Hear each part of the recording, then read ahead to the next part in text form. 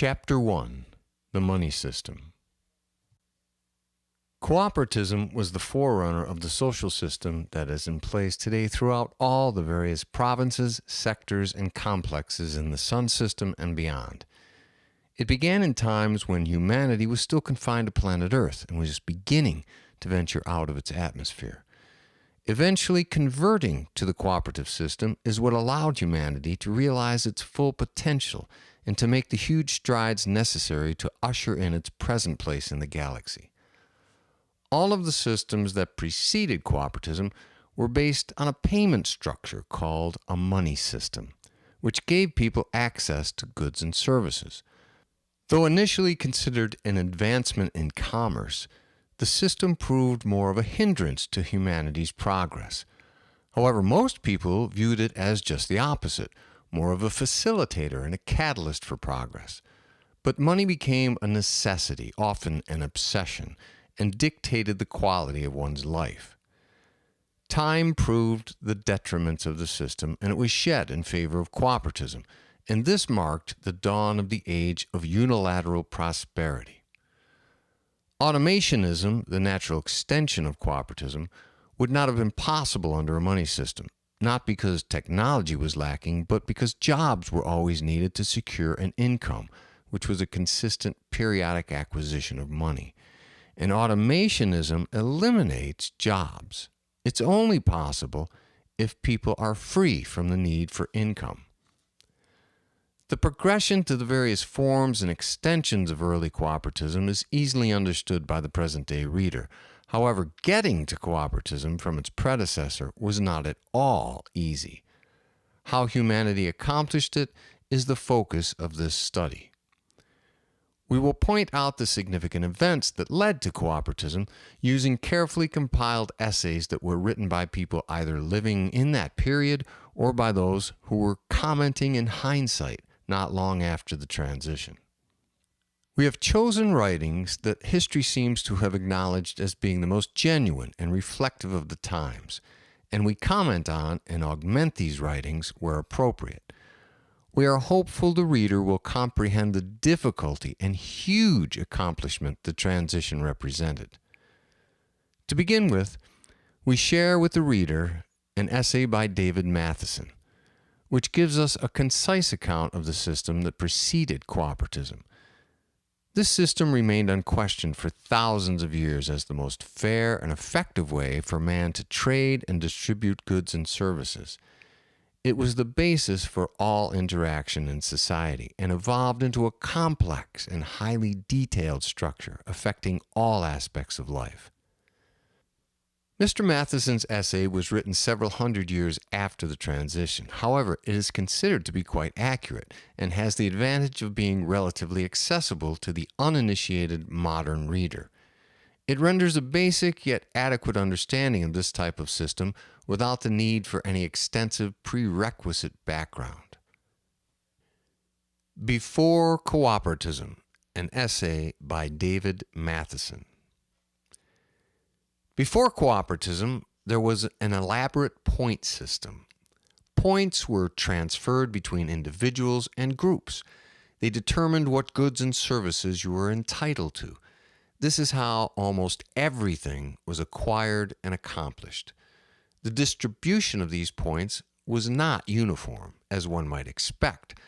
Some people had to perform very hard physical labor many hours a week to gain very few points. Others did very little and were able to acquire a great deal of points using the points and labor of others. These huge imbalances were supported by the system itself, and this, along with the system's inability to provide happy, fulfilling lives for the majority of the populace, most certainly led to its demise. Points were referred to as money, and money was everything. Without it, you could attain nothing. With a great deal of it, you could live like a king. Money and life were inseparable.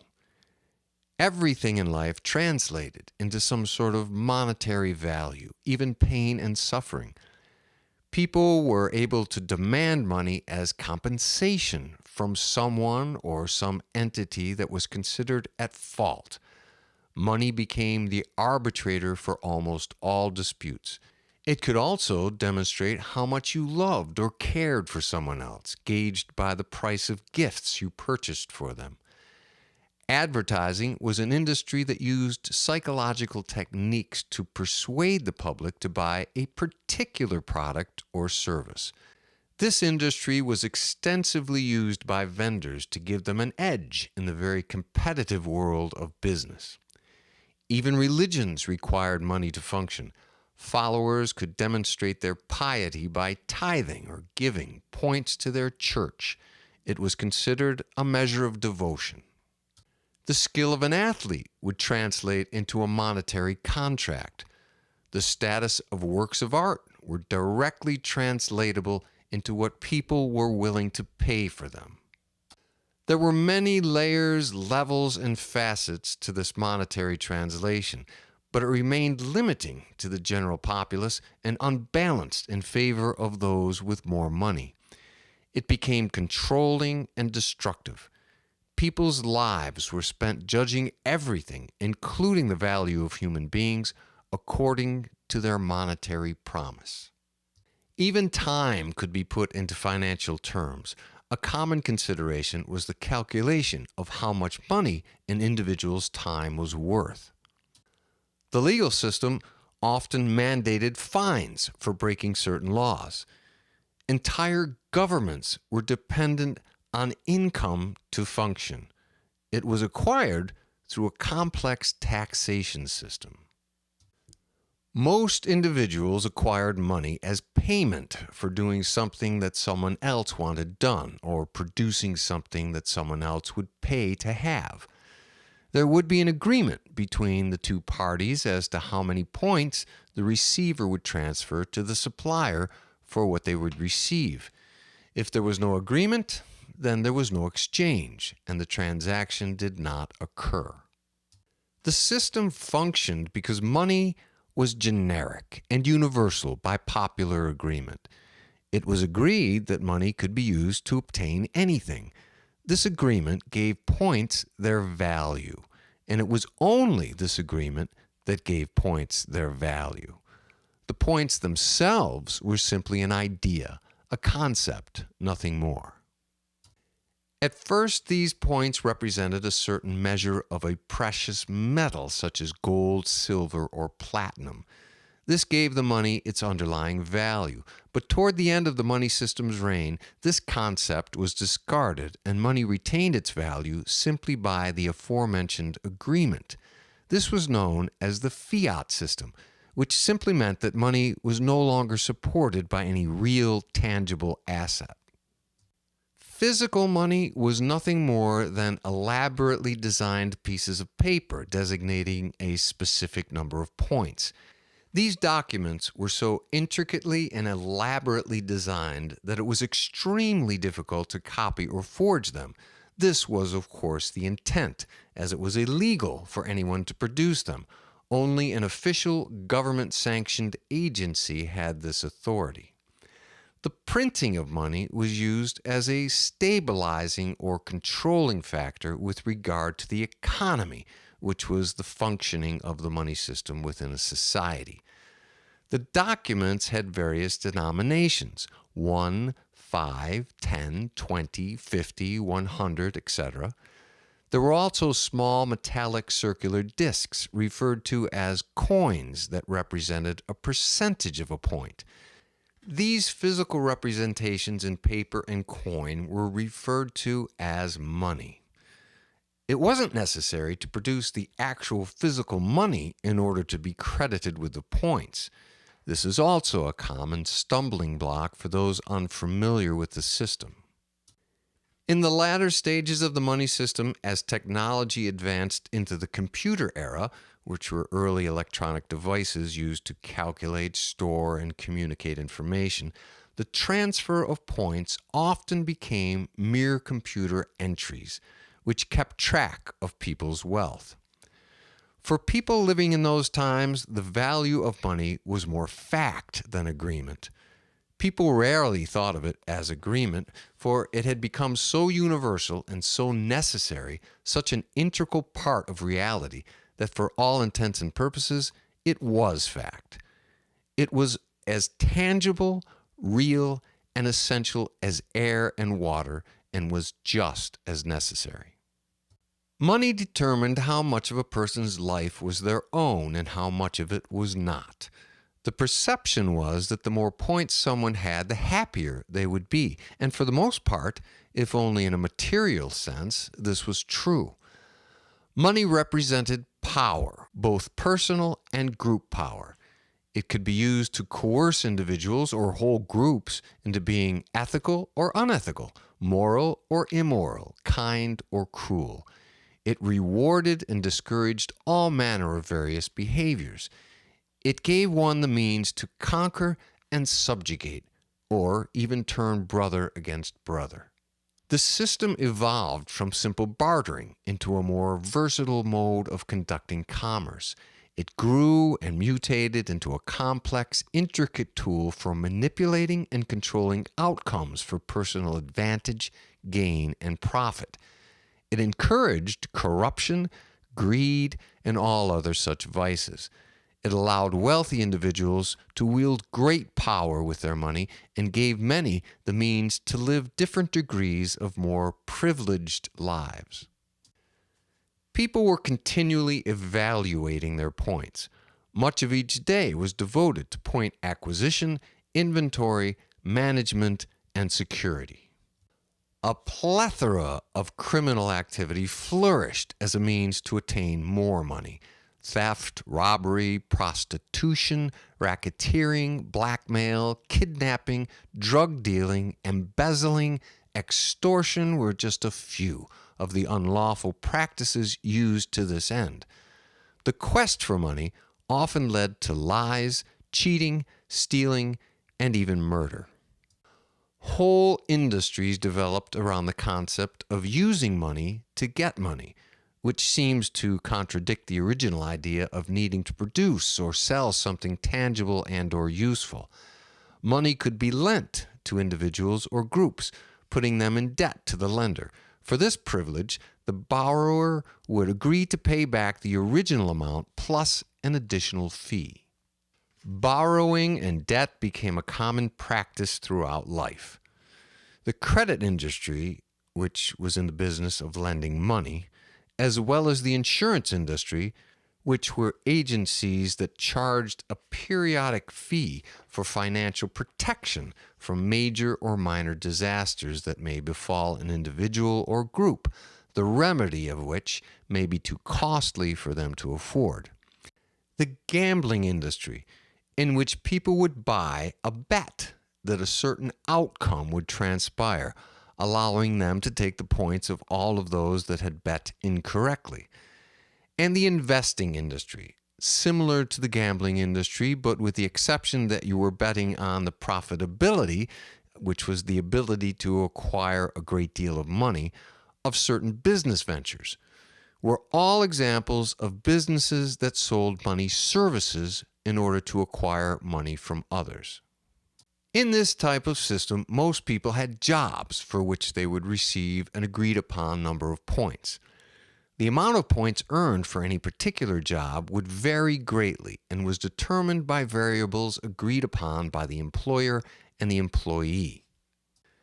Economies went through regular cycles, predictable to a degree. If people spent more, then companies and industries flourished, creating more jobs, more incomes, and therefore more spending. This led to overspending and overborrowing, to the point where people couldn't pay back the borrowed money, creating a state of panic, referred to as a recession, or in more serious circumstances, a depression. Spending became conservative, causing companies to go out of business due to lack of sales, which led to job loss. Consumer buying habits were often volatile and unpredictable, and could be affected on a grand scale by many factors, real and imaginary. Very often, people providing the most essential services for society reaped the least financial benefit. It was quite common for professional athletes, dartrons, movie actors, similar to our holocelebs, only real people, and popular musicians, which are our layerists, to accumulate millions of points per year, while the workers that provided electric power and running water to your home or who farmed to put food on your table made very little in comparison. Not only products and services, but ideas were routinely bought and sold. This is exemplary of how money infiltrated every aspect of life in society. Even medical services would cost points. Medical care was generally very expensive, and these costs could devastate a family's points, making them destitute or moneyless. This is how the aforementioned insurance industry developed. People were willing to make monthly payments to safeguard themselves against this type of forced financial ruin. Innovative discoveries and inventions often resulted in lost jobs and hardships for large numbers of people and families. There was always a price to pay, a certain trade-off. It would cost people money or cost them jobs, but cost was inevitable. The money system at its most fundamental level, an extension of the barter system, was an advancement, but the way in which it developed and evolved and the characteristics it acquired caused insurmountable problems. It was no longer simply a more versatile way of conducting commerce. It was generally believed that with hard work and effort, anyone could prosper by gaining points, and through increasing their points, find happiness, since happiness and point accumulation were so strongly linked. I cite a quote of this period by a profound man, a spiritual leader of the time, having the religious title of the Dalai Lama. When asked what surprised him most about humanity, he answered, "Man, because he sacrifices his health in order to make money. Then he sacrifices money to recuperate his health. And then he is so anxious about the future that he does not enjoy the present. The result being that he does not live in the present or the future. He lives as if he is never going to die, and then dies having never really lived."